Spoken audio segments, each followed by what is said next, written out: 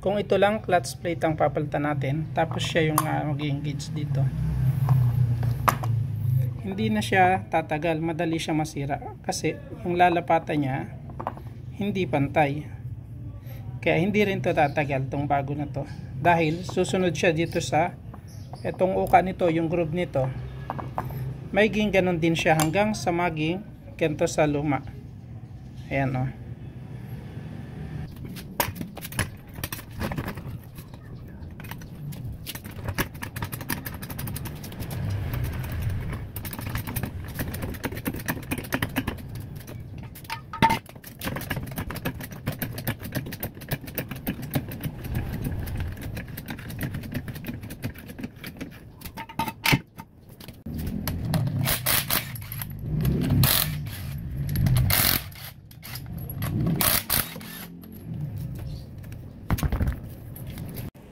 Okay, para ma-access natin yung magnetic clutch ng aircon compressor natin,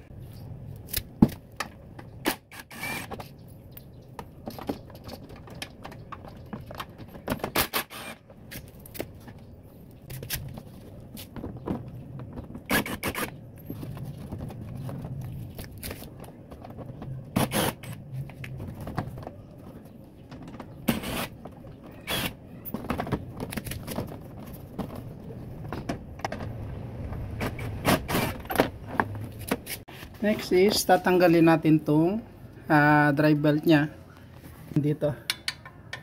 Ito guys, nakita nyo na. Ayan. Lagay natin dito, tapos ito guys, hatakin ko na to dito.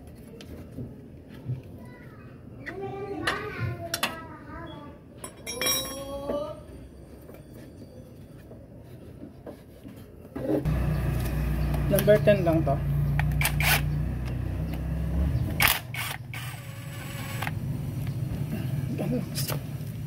Next is the clutch plate. Ayan, hanggang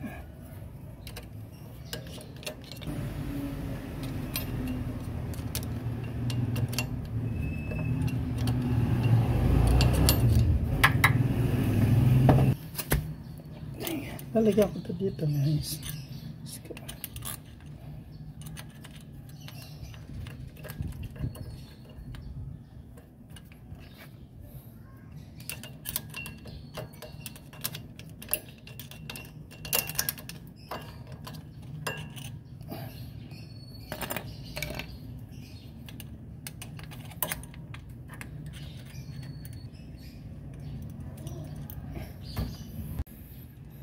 Ito guys yung dahilan kaya nilagyan ko to dito, para hindi mahulog tong dalawa na to.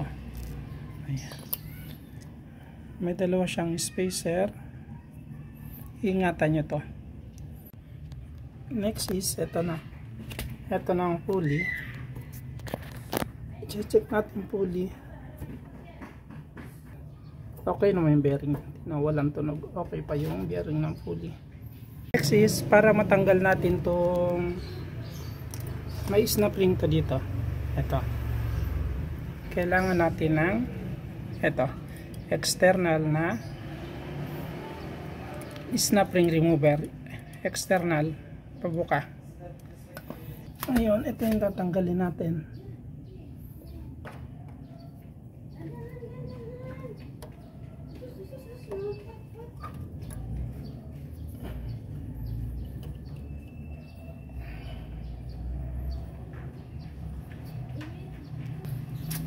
Ito external siya, pag inano mo kailangan mo lang din.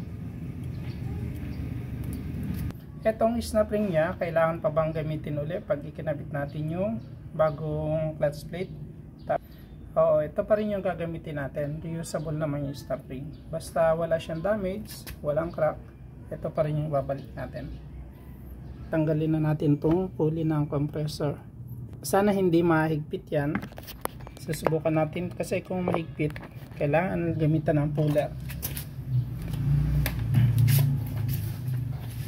Pero susubukan lang natin ang rubber mallet. Ayun.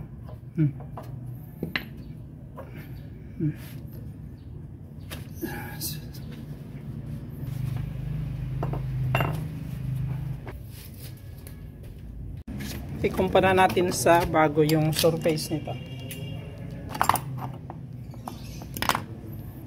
Ito yung surface niya. Ito yung bago. Pansin nyo, halos pantay siya. Pantay yan. Ito sobrang lalim na. Gaya rin ito.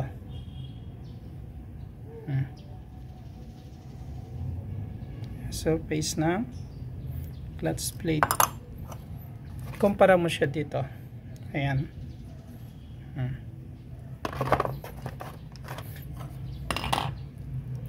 Kaya imaginein mo kung ito lang clutch plate ang papalitan natin, tapos siya yung mag-engage dito. Hindi na siya tatagal, madali siya masira kasi yung lalapatan niya hindi pantay. Kaya hindi rin to tatagal tong bago na to. Dahil susunod siya dito sa etong uka nito, yung groove nito. Maging ganon din siya hanggang sa maging ganito sa luma. Ayan o. Kaya dapat palagi set. Kahit okay pa yung bearing nito ng pulley, palitan nyo yan dalawa sa set. Ito tong stator natin, tong magnetic coil, naka-reserve lang yan kasi ito hindi naman sira yung magnetic coil natin. Kung mapera kayo, pwede nyo naman palitan sa set para isang labor lang. Pero kung kayang-kaya nyo na may DIY, kagayin to. Ito, nakita nyo naman, accessible naman siya. Tatanggalin nyo lang yung gulong, ma-access nyo na. Huwag nyo nang palitan, palit na lang kayo as 1 by 1. Pero itong dalawa na to palaging set dapat. Guys, isa pa pala ito, check up nyo to. Itong pinakang leeg na to ng compressor. Madalas din to prone sa pagkasira. Pag na corroded na siya o kaya tinamaan na siya, nasisira yung bearing o yun yung mga dumidikit. Pag mahirap tanggalin yung pulley, ayun, ibig sabihin kumapit na siya, nagkakaroon siya ng kalawang o yung corrosion. Kaya titingnan nyo rin yun. Dahil pag ito yung nasira, papalitan nyo sa set kasama tong compressor motor ng aircon nyo. Mahal yan, mas magastos. Ayun, swerte lang tayo dahil okay naman. Nakita nyo, madali nating natanggal yung pulley kanina kasi walang maayos yung liig. Itong pinakang kapitan ng pulley. Ito na yung shaft ng compressor natin, Okay, kakabit na natin.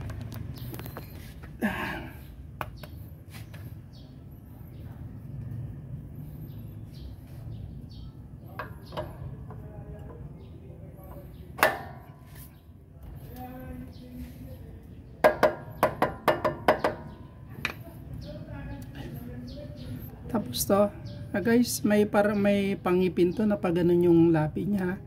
Dapat nakaharap yun, nakaano sa ilalim yun. Kagaya nito, may pinakantalim siya na nakaganon. Dapat sa ilalim siya.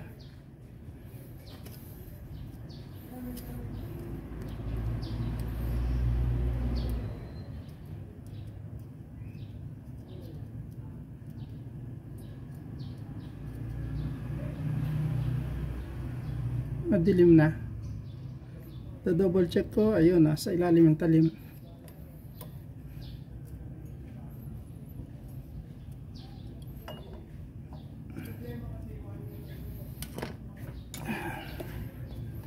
Double check nyo, dapat naka din to. Ayun.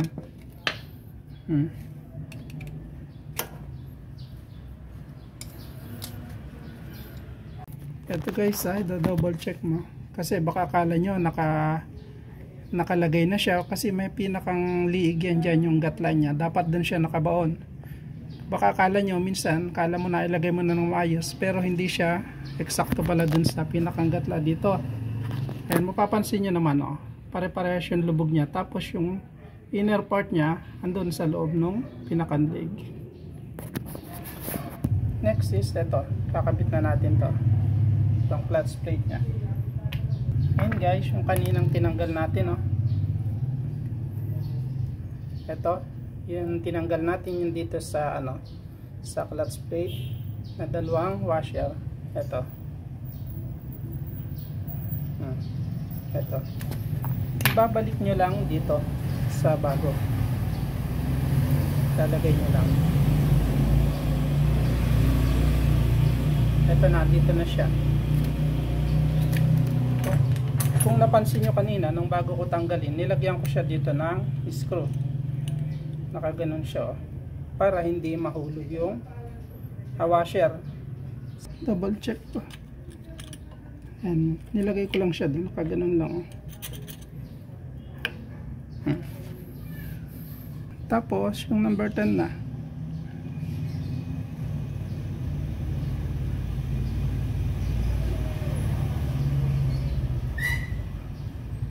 Okay. Okay, papansin nyo guys na pag inikot ko tong pulley, hindi nasama to. Itong clutch plate. Yun talaga yung purpose niya kasi ito nakadirekta yan dun sa shaft ng compressor. Yung pulley, ito dito nakalagay yung drive belt. Yan yung purpose niya. Kaya may clutch plate. Pag nag-on ka ng aircon, saka lang yan didikit dito sa etong clutch plate. Yung magnetic coil, higupin niya tong clutch plate para mag-engage. Didikit siya dito, iikot sila as a whole na sila iikot para i-on yung compressor nito. Yun lang naman yung purpose niya, parang switch lang to. Yun din ang purpose nung washer natin. Kasi kung nakadikit na to guys, higpitan ko ha. Sandali. Higpitan ko sandali. Hirap na nag-iisa eh. Ayan o, higpitan ko siya. May ako na ipapainan. Pag hinigpitan mo na ng ganon, i-check mo to. Kasi dapat naiikot mo to. Kung hindi mo to maiikot, ibig sabihin nakadikit dito sa clutch plate nya. Hindi pwede yun.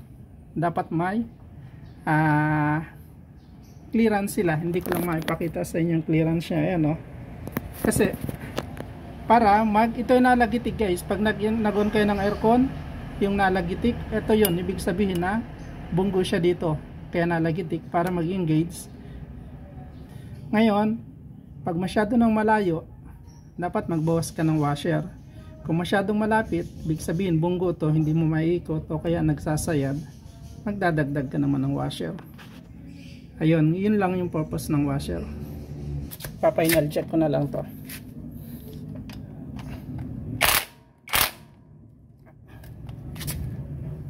Okay na yan, number 10 lang to.